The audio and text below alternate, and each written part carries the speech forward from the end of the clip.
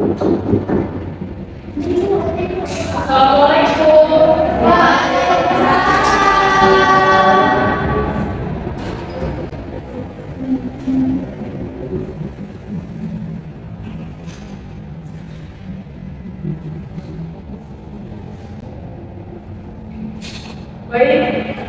selamat pagi anak-anak. Pagi, Bu.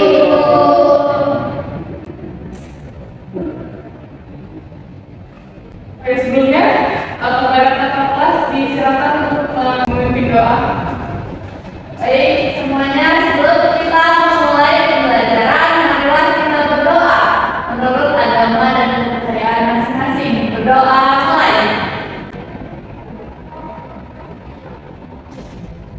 Berdoa selesai. Baik, bagaimana kabar kalian hari ini? Alhamdulillah sehat, Bu.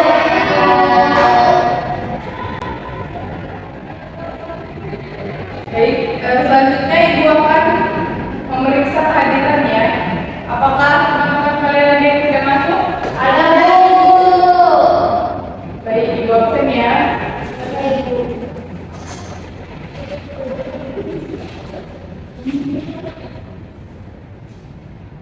Anis, Hadir, Bu. Maya, Hadir, Ibu.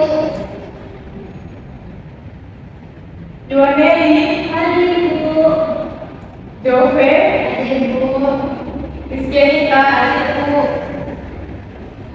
Baik. Apakah Andre masuk? Tidak, Bu. Iya, tidak, Bu. Ada yang tahu Andre kemana hari ini? Sakit, Bu. Cedera kaki kemarin habis main bola.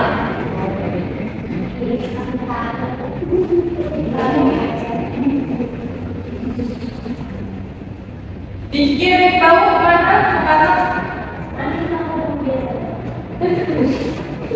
Tidak tahu. Tadi aku lihat di kaki. Bolos ya. Iya. Jangan ditiru ya anak-anak. Iya, Bu.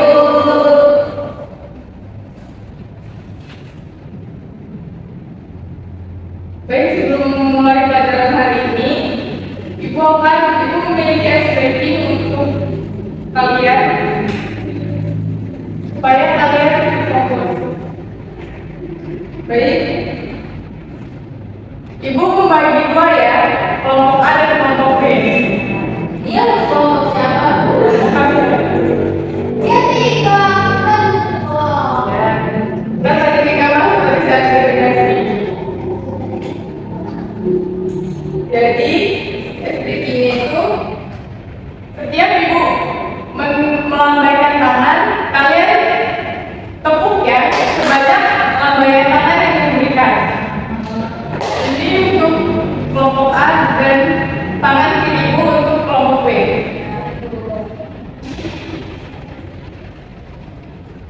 Siap? Siap. Ikuti tangan Ibu ya. Tangan kanan, tangan kiri, tangan kiri, tangan kiri. Dapat hukuman, Bu. Boleh nanti jawabnya ke depan ya. Sekali lagi, kalau nanti Ibu dapat ada yang salah, maju untuk menjelaskan materi minggu kemarin ya. Dari Bu.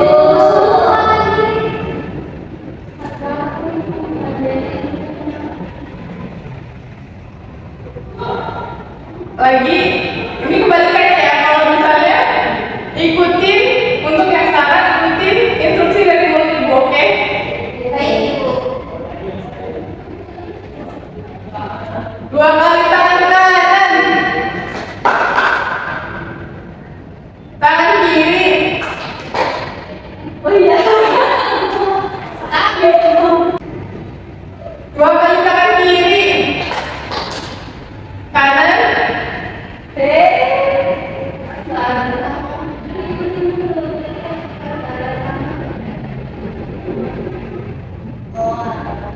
ya lagi, dua kali tangan kanan,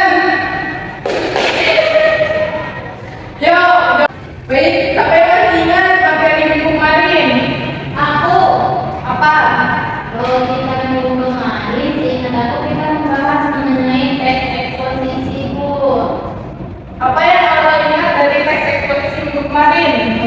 Teks eksposisi itu seingat saya adalah teks yang berisi info dengan menjelaskan ide, pokok bahasan, pemikiran tanpa bermaksud untuk mempengaruhi. Ya, benar, tepat sekali.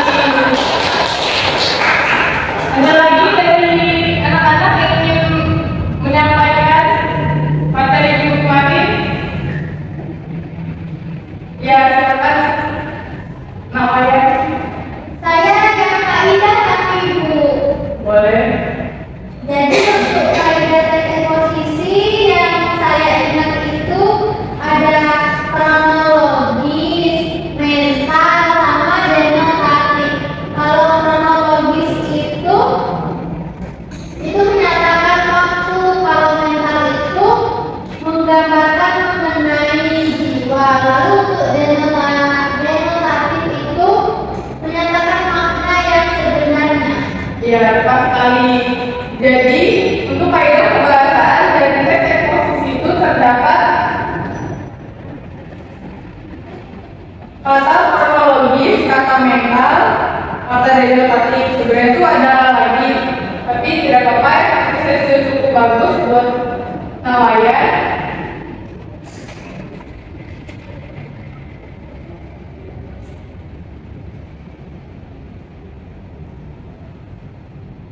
Jadi kata kronologis itu kata yang menyatakan waktu, sedangkan kata mental kata yang menggambarkan jiwa.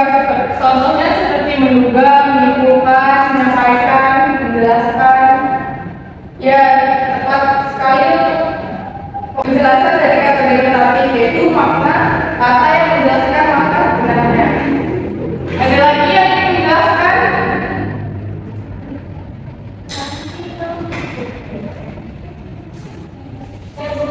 Ya, Iwan, silakan.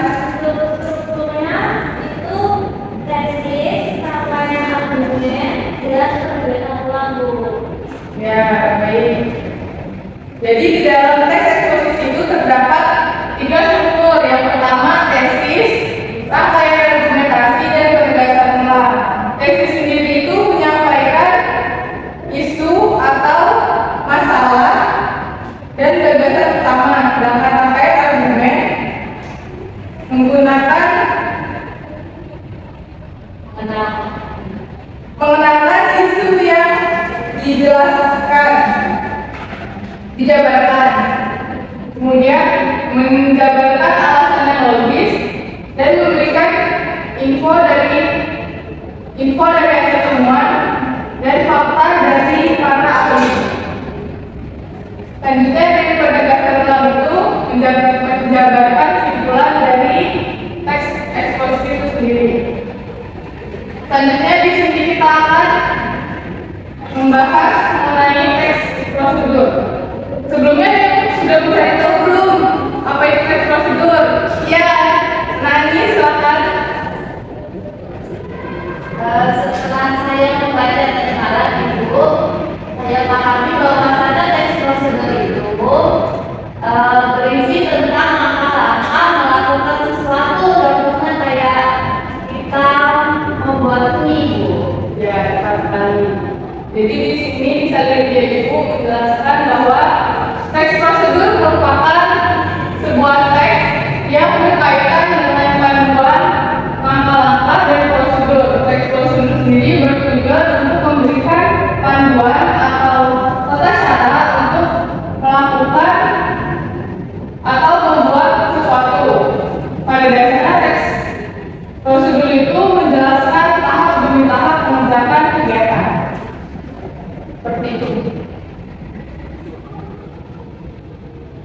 Jadi di sini teks prosedur juga sama seperti teks eksposisi, memiliki 3 struktur.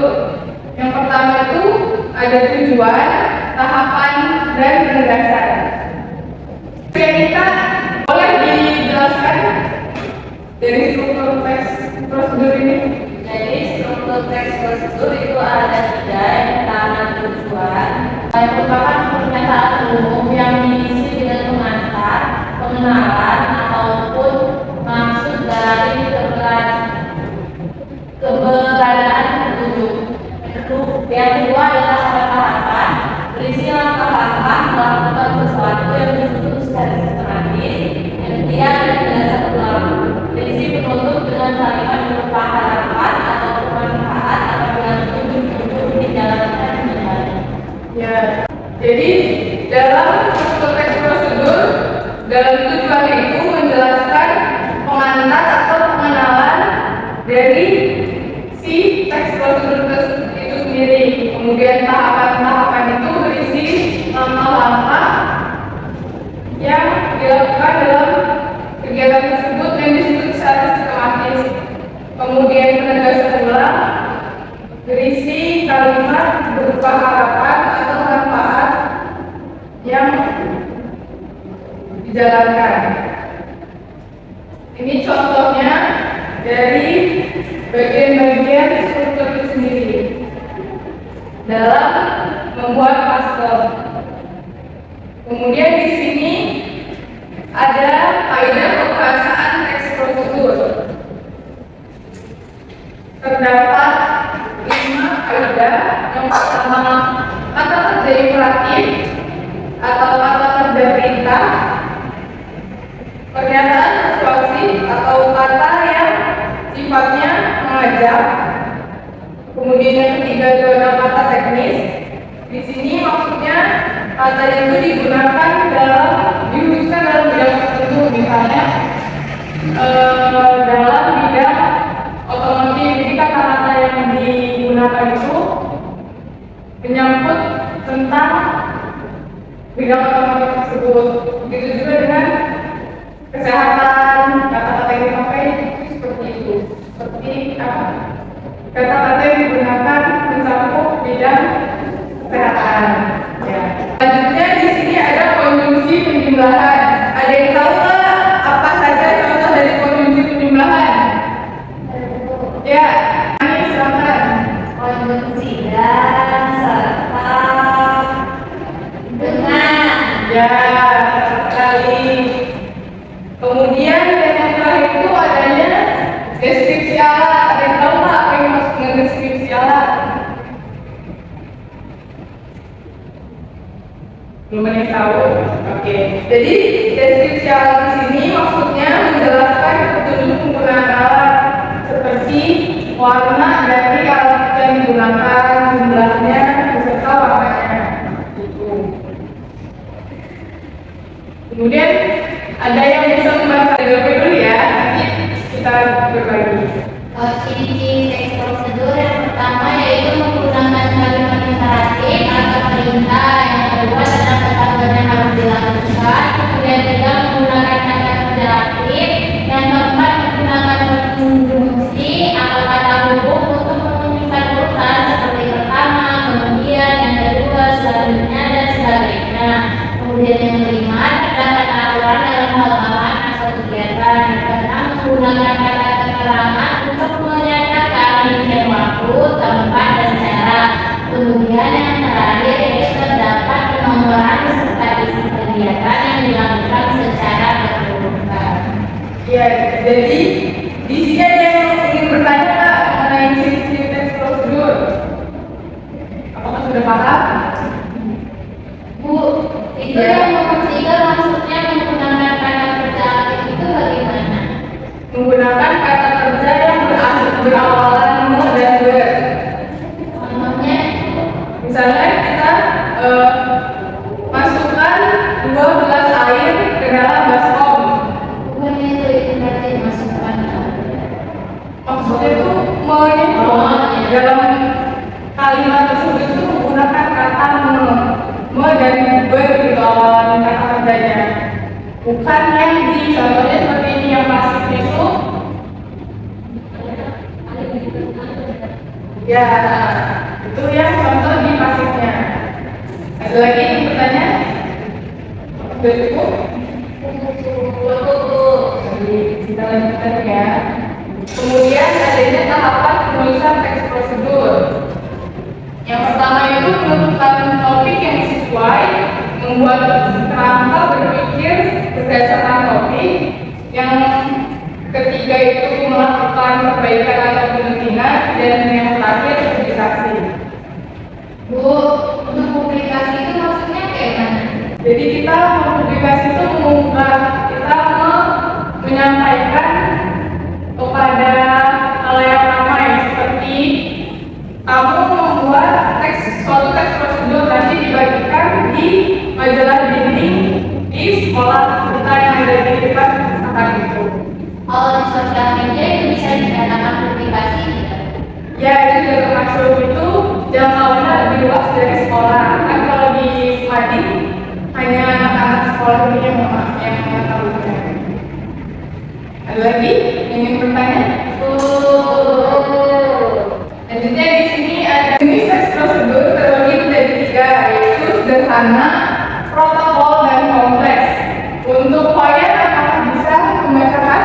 Bisa Ibu. Ketiganya adalah satu. Ya, satu. Nanti berbagi. Ya, yang pertama itu sederhana. Teks prosedur sederhana berisi tahapan atau material yang membutuhkan 2 sampai 4 tahapan untuk melakukannya. Teks ini urutannya tidak bisa dibolak-balik karena bersifat sederhana. Ya, tepat sekali. Jadi teks prosedur sederhana ini tidak bisa diputar balikan atau diacak urutannya karena itu sudah bersifat sederhana. Jadi kalau misalnya di sederhana, silakan. Teks selanjutnya yaitu teks prosedur protokol berisi tahapan yang bersifat fleksibel meskipun pembaca tidak melakukan tahapan secara berurutan. Jadi kalau dalam jenis teks prosedur protokol ini, dia bisa diubah karena pada dasarnya walaupun tahapannya diubah atau kita bolak-balik, itu akan tetap menjadi suatu karya atau suatu produk yang sama. Kemudian teks prosedur kompleks bisa dibuat Kemudian teks prosedur kompleks yang ini prosedur yang membutuhkan alat, bahan, dan waktu yang lebih banyak dibandingkan teks prosedur sederhana. Tak jarang ditemukan tahapan sebelum menuju langkah selanjutnya. ya tepat sekali dalam penjelasannya. Terima kasih anak-anak. Di sini Ibu memiliki contoh dari masing-masing jenis teks prosedur. Ini contoh dari teks prosedur sederhana. Sederhana ya? Iya, Ibu. Langsung ada tujuan, kemudian langkah-langkahnya. Di sini selanjutnya ada contoh teks prosedur protokol. Dalam contoh cara membuat mie instan ini, pertama kita memasak air sebanyak 100 ml air matang. Kemudian dalam tahapan kedua dan ketiga atau ketiga dan keempat itu bisa kita balik, namun pada akhirnya nanti tetap menjadi sebuah masakan mie instan. Dan yang terakhir itu ada contoh teks prosedur kompleks. Banyak ya tahapan dan penjelasannya di sini. Banyak tuh. Seperti itu perbedaan antara yang sederhana dengan yang kompleks. Kalau yang kompleks itu lebih padat dan lebih panjang jalannya. Baik, jadi dari materi yang telah kita pelajari hari ini, adakah yang dapat menyimpulkan apa yang telah kalian peroleh dari materi teks prosedur ini? Ya, Pak Iwan, silakan. Teks prosedur itu adalah teks yang berisi langkah-langkah cara membuat sesuatu. Nah, teks prosedur itu strukturnya terdiri dari 2 tahapan dan kemudian keseluruhan. Ya, tepat sekali. Ada lagi yang ingin menyampaikan? Cukup.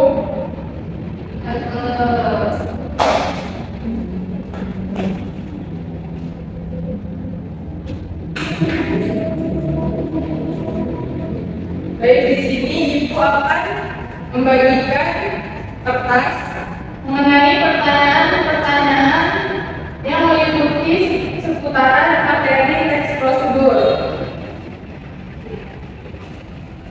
Ini ada beberapa bagian membagikan ya.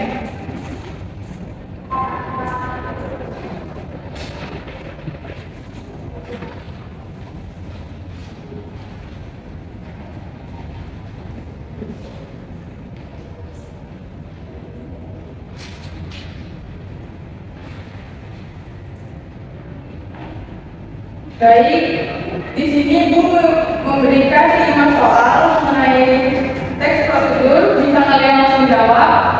Jika ada yang kurang dimengerti mengenai pertanyaannya, boleh ditanyakan. Ibu kasih waktu sebanyak 5 menit ya. Bu, jadi pertanyaan Bu. Ya, Ini soalnya ditulis lagi apa tidak Bu? nggak usah, nggak apa-apa, langsung dijawab aja. Berarti jawabannya dikasih Bu. Iya, betul.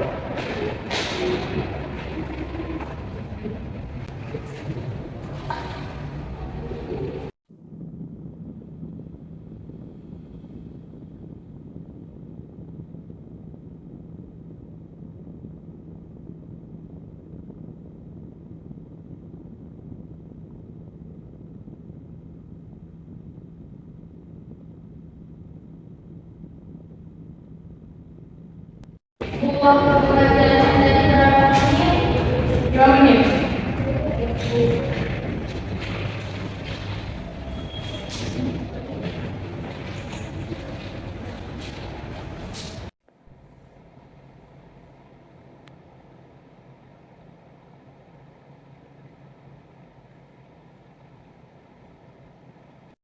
Bu, kalau sudah boleh dikumpul tidak? Boleh, ini yang selesai boleh langsung ditutup Ibu ya. Ibu, Ya. kenapa indahnya ada 7? Itu disebutin semua atau tidak ya Bu? Ya. Saya punya beberapa. Ya, boleh disebutkan apa yang diingat dengan kawan. Baik Bu.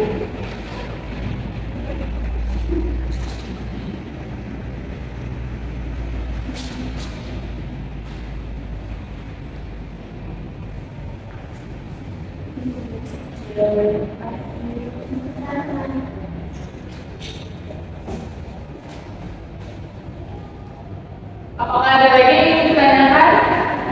Sudah cukup Ibu. Baik, Ibu rasa kegiatan belajar kita mengenai teks prosedur ini sudah cukup.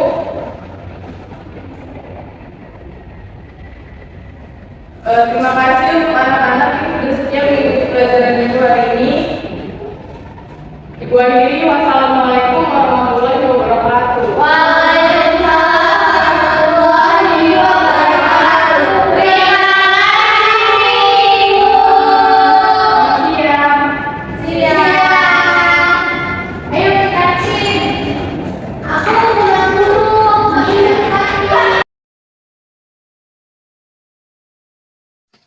Assalamualaikum warahmatullahi wabarakatuh.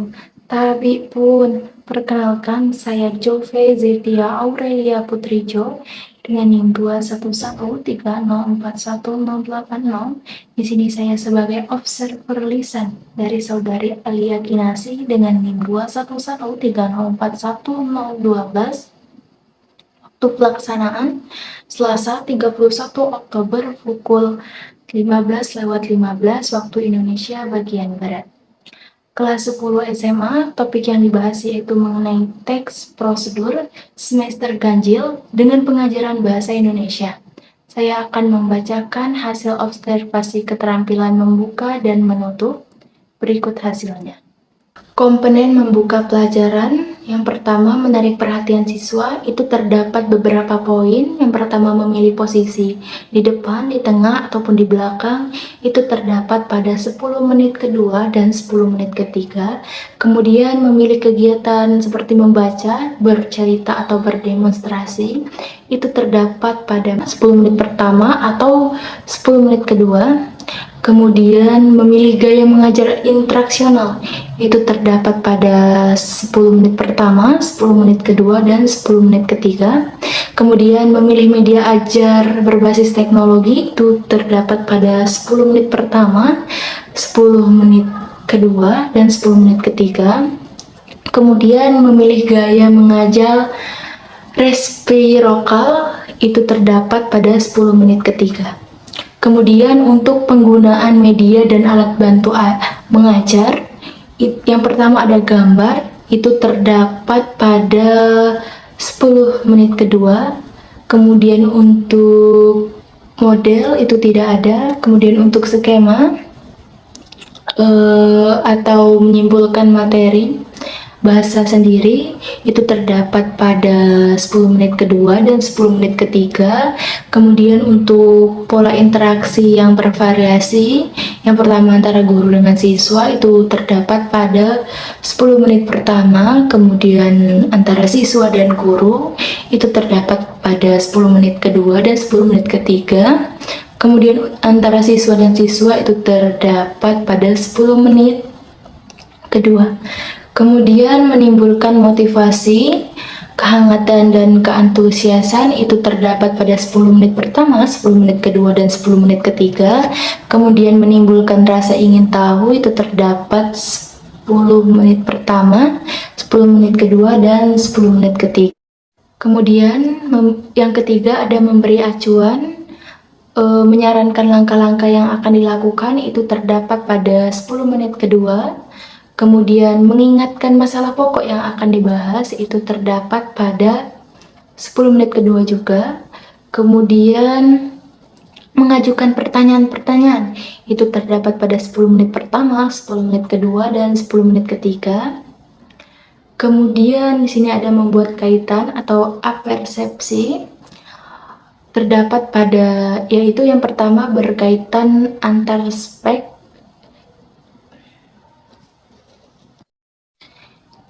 Yang keempat yaitu membuat kaitan atau apersepsi. Yang pertama membuat kaitan antar aspek yang relevan, itu terdapat pada 10 menit pertama. Kemudian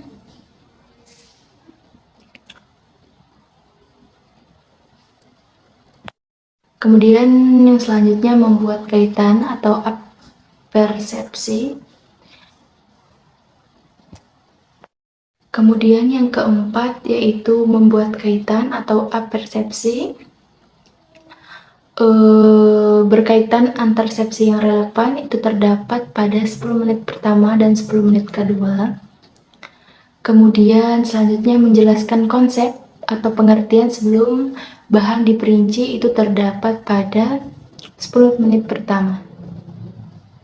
Kemudian ada poin selanjutnya yaitu menutup pelajaran. Yang pertama, meninjau kembali, ada 2 poin, merangkum inti pelajaran, itu terdapat pada 5 menit ketiga. Kemudian membuat ringkasan juga itu terdapat pada 5 menit ketiga. Kemudian bagian mengevaluasi, itu ada bagian mengekspresikan pendapat siswa sendiri, terdapat pada 5 menit ketiga. Kemudian soal-soal tertulis terdapat pada 5 menit ketiga. Kemudian yang terakhir ada refleksi akhir pelajaran, itu juga terdapat pada 5 menit ketiga. Dan yang terakhir ada refleksi akhir pelajaran, itu terdapat pada 5 menit ketiga. Sekian hasil penjelasan hasil observasi dari keterampilan membuka dan menutup dari Saudari Alia Kinasi. Mohon maaf apabila terdapat kekurangan. Saya akhiri. Wassalamualaikum warahmatullahi wabarakatuh.